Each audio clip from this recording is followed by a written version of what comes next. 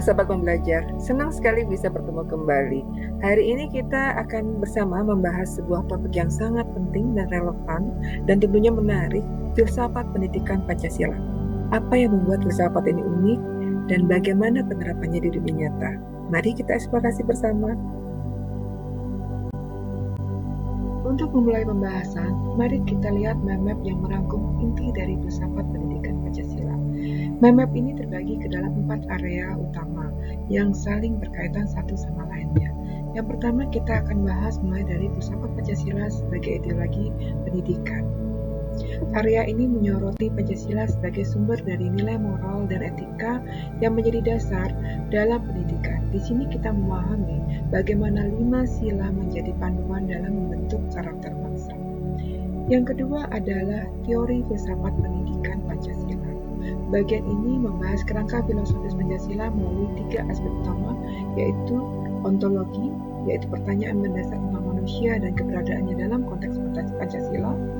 Dan yang kedua adalah epistemologi, yaitu cara memperoleh pengetahuan berdasarkan nilai-nilai Pancasila. Kemudian yang terakhir adalah aksiologi, bagaimana pendidikan menciptakan nilai kehidupan yang adil dan beradab. Berikutnya adalah praktik pendidikan Pancasila. Bagian ini fokus pada implementasi nilai Pancasila di sistem pendidikan kita, yaitu mulai dari kurikulum sekolah hingga ke perguruan tinggi.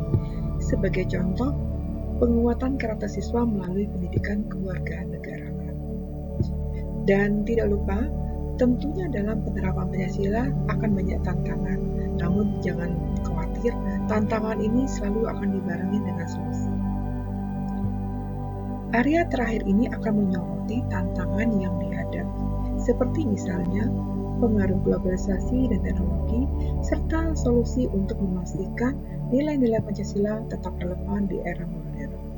Nah, dengan mind map ini, kita akan memiliki gambaran besar yang akan membantu kita menyelami pembahasan lebih detail pada setiap area. Secara filosofis, Pancasila menawarkan pandangan hidup yang holistik. Dalam ontologinya, manusia dipandang sebagai makhluk individu dan sosial. Dalam epistemologinya, Pancasila mengajarkan bahwa pengetahuan diperoleh melalui kebersamaan dan musyawarah. Sedangkan aksiologinya mengarahkan pendidikan untuk membentuk manusia yang adil dan beradab. Bagaimana penerapan teori ini di dunia nyata?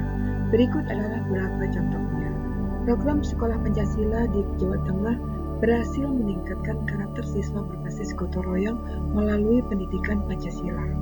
Kemudian studi dari Kemendikbud tahun 2022 menunjukkan 70% sekolah yang menerapkan penguatan pendidikan karakter mengalami peningkatan kedisiplinan siswa.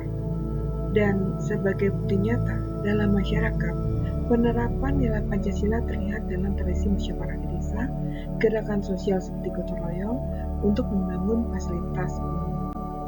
Namun tentu saja semuanya tidak lepas dari tantangan. Misalnya, pengaruh budaya global yang sering kali bertentangan dengan nilai lokal.